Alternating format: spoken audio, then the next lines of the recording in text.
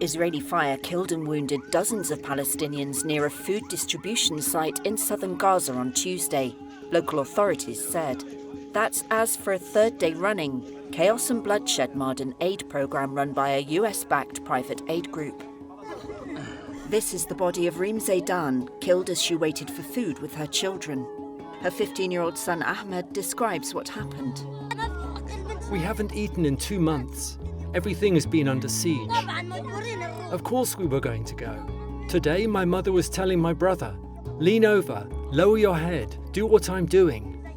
My brother turned his head, and then a bullet went into her head. We're supposed to be able to eat with dignity.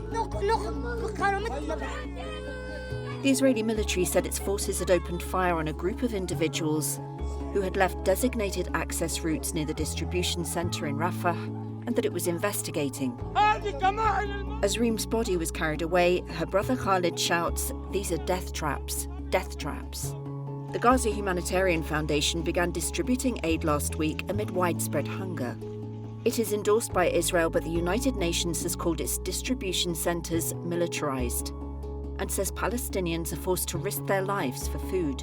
This was spokesperson Jeremy Lawrence of UNHCR on Tuesday. The willful impediment of access to food and other life-sustaining relief supplies for civilians may constitute a war crime.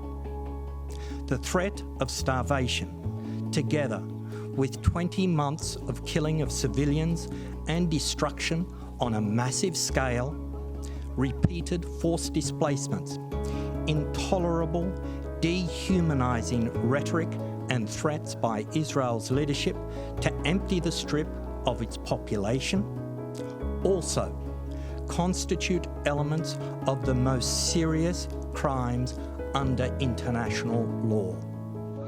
An International Committee of the Red Cross spokesperson said this field hospital in Rafah had received 184 casualties, at least 27 of whom were dead on arrival or shortly after.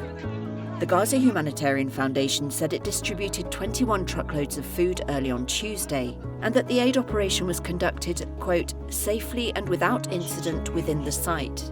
Experts warn the enclave is at risk of famine after months of blockade and aid restrictions.